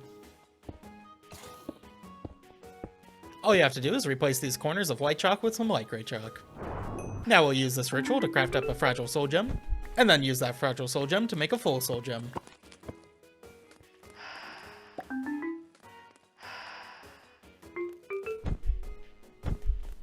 Heading back to our foundry for one last time, we can pour some molten quartz on some red sand in order to get some black quartz. This is going to mark off another miscellaneous item. Now that we have some black quartz, we can make an atomic reconstructor, which can be right-clicked with a redstone torch to turn into a pulse mode. Now we can use this to convert some of our ancient debris into some isnium ore. With that isnium ore, we're going to make a couple pickaxes, as the only way to get our next item is going to be by using some magic miners. The first thing we're going to have to do is make a dimensional mine shaft. This will be the block that our miners are going to work in. Then we're going to go ahead and craft up our miner, which we're going to upgrade into its tier 2 version. Let's also go ahead over to our enchanting setup, that way we can enchant this thing for max efficiency. Let's just place that mining block near one of our interfaces, and then pipe all of its contents into our system.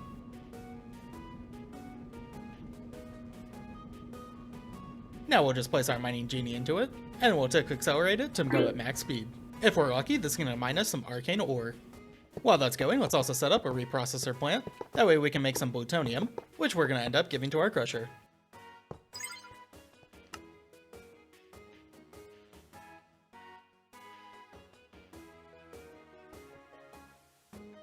We're speeding through all these different mods now, so let's go ahead and set up some compressors that'll make our singularities. We've already made most of the patterns in our downtime, so we'll just have to add them into these machines.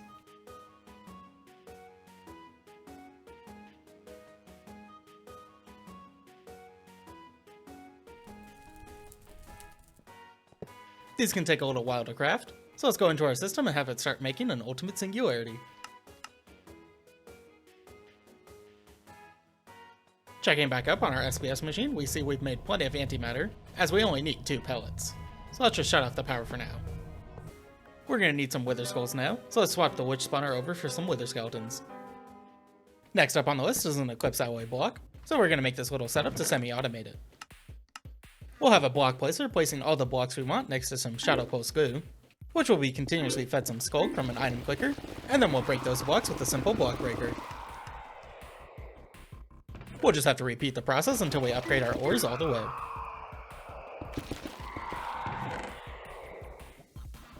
Next up on my list of chores is to swap a creeper, and the quickest way I can think of that is just to summon a gate.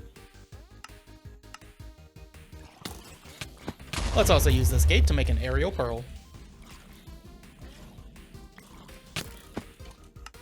After we place down our upgraded rods, we should now have everything ready for the power mod. So let's go ahead and craft up some nitro batteries, as well as a nitro player transmitter. Let's add that creeper egg into our mob farm, and then I need to turn these creepers into charge creepers. In my testing, whenever you capture a mob from a mob gate, it'll fail the mob gate and do a lightning strike. Although here, it just didn't want to work. So it looks like we'll have to come up with another solution. So while I think about alternate solutions for that, let's go back into ore attack. We'll need to set up an atomic forge with an enteric laser, that way we can craft up the final items for this mod.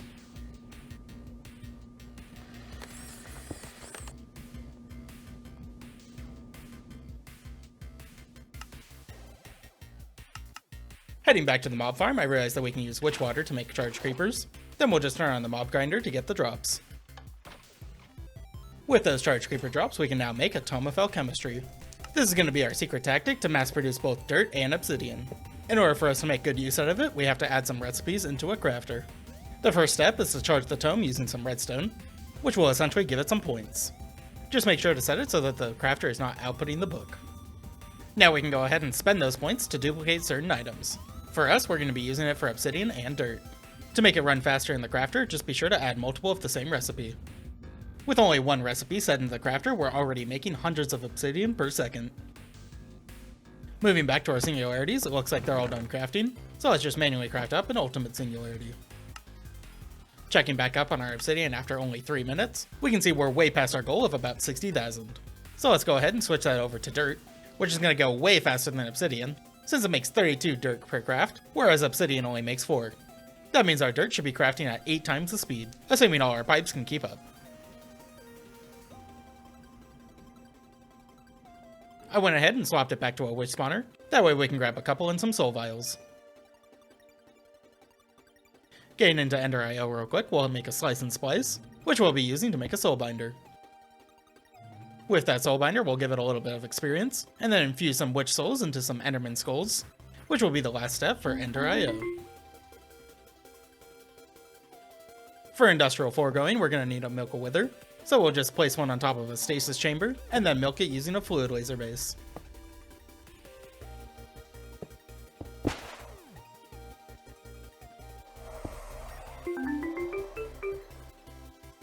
Let's connect up that ether gas into our system and use it to make a wither builder.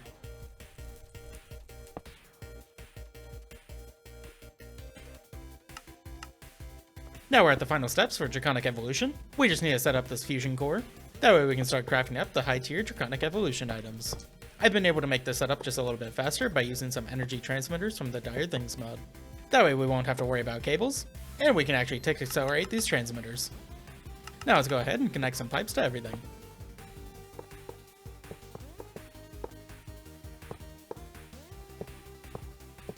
I've honestly found it faster just to remove the main item from the crafting recipe, and I'll just place it in myself. That way I don't have to worry about some crazy filters on some routers. But now in the meantime, let's go ahead and upgrade our injectors to chaotic tier.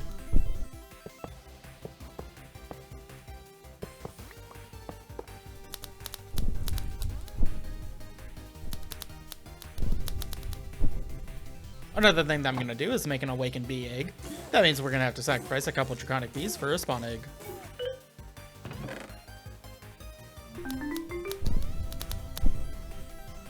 And at this point I realize I forgot to pick up one of the draconic hearts, so let's go ahead and kill another ender dragon. Weirdly enough, when we head back into the end, we can see there's already an ender dragon here.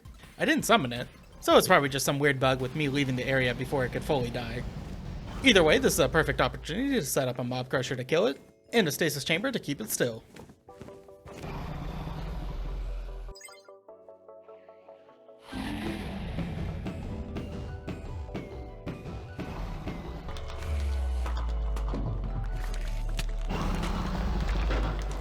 Now that we have our extra heart, we can finally make our awakened draconium bee. So let's place that into our world and add it into our beehive. Now that we have a crazy supply of awakened draconium, we can go ahead and finish up our draconic evolution crafts.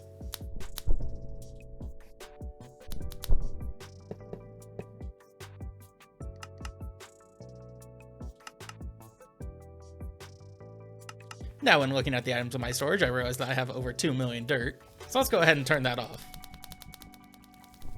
We've now reached the point in the run where we just need to craft up a couple different items. First up, we're going to make 2 8x nether star generators, which is why we were making a bunch of wither skulls. Now we're going to use an MEIO port to start mass producing some compressed cobblestone. We just give it the infinity cobblestone cell, and just tell it to push out as many items as possible. Now we're going to have to poke a ghast, and we can quickly get one by spawning a squid in some witch water. With that complete, we can make a flight module. We're also going to craft up an ender generator, and then we're going to set up another crafter to start compressing all of our essence down. We'll use a bunch of different mob drops to make some witherless roses, craft up a wireless router, and then tell our system to make a gravitational modulation unit. Let's use our time crystals to make 2 paradox machines. And then we need to make an empower setup for actually additions.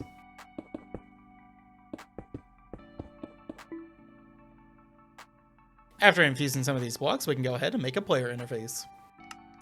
Let's use 18 Insanium to make an Insanium coal block, and it looks like we have everything we need to make an Oblivion shard. And then one more recipe in the Empower to make some empowered canola seeds. Checking up on our magical mineshaft, we can see that we finally got some arcane crystal ore. We're going to give that to our crusher minion to make some arcane dust, and this also means we can mark off the final item on our list. We're getting pretty close now, so let's go ahead and summon the Wilden Chimera, and then we'll set up a mob crusher to kill it for us.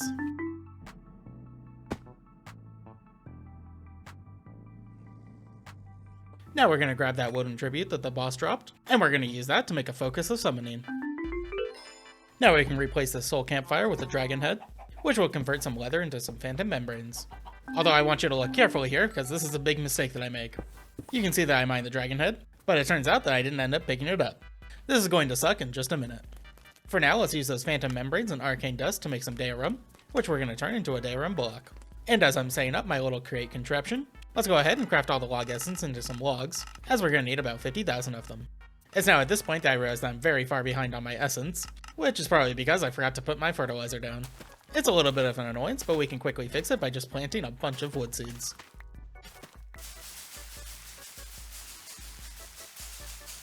And as you can see, I finally remembered that fertilizer is a thing. Luckily, it only took about a minute of twerking on the plants in order to get enough for all the logs.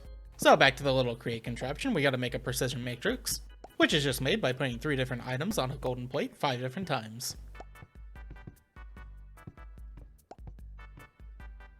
All our batteries are crafted up from the power mod. We'll just need to fill all those up with energy, which we can easily do by putting them in our curio slots. Now at this point in time, I should have everything for the dragon soul, although this is the point where I realize that my dragon head is gone missing.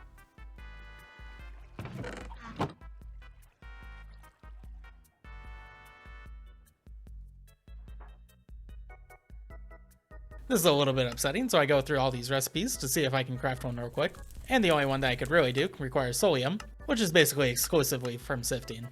So it looks like my only option is to head back into the end, and search for one on one of the Elytra ships. Before I head out, I decide to check on my cobblestone, which we have made plenty of, so let's go ahead and turn this machine off as it produces a lot of lag. Now it's off to the end islands. Randomly searching for one of these is going to take forever, so let's go ahead and search for some in the structure compass. No ship here. Do you have a ship? The suspense is killing me, load the chunks! Oh? There it is!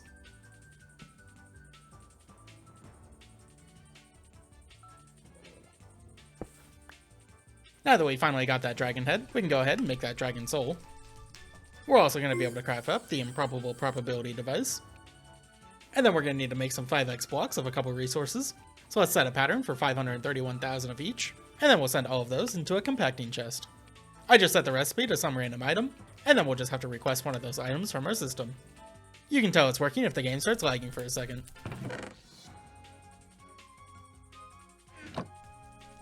Let's then repeat this process with the blocks that only need 59,000 of each. Then once we add that pattern to our system, and request a craft of it, we'll see that unsurprisingly it crafts much quicker, since it has to compress 9 times less items. And with all these items we can make a pulsating black hole. And checking back up on that recipe, we can see that we have everything we need to craft the star. Out of habit, I did take the philosopher fuel out of the recipe, which just means we're going to have to craft that up as well. The reason I do that normally is because it's going to take my furnace. But during this run I use a rainbow furnace, so we're actually going to have to craft up our own unobtainium furnace.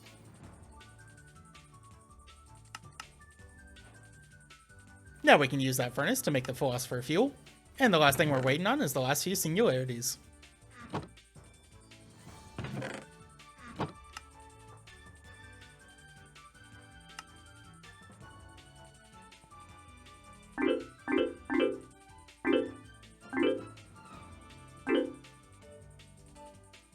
We're going to have everything we need in just a second, so let's clear out our inventory and get ready for the star.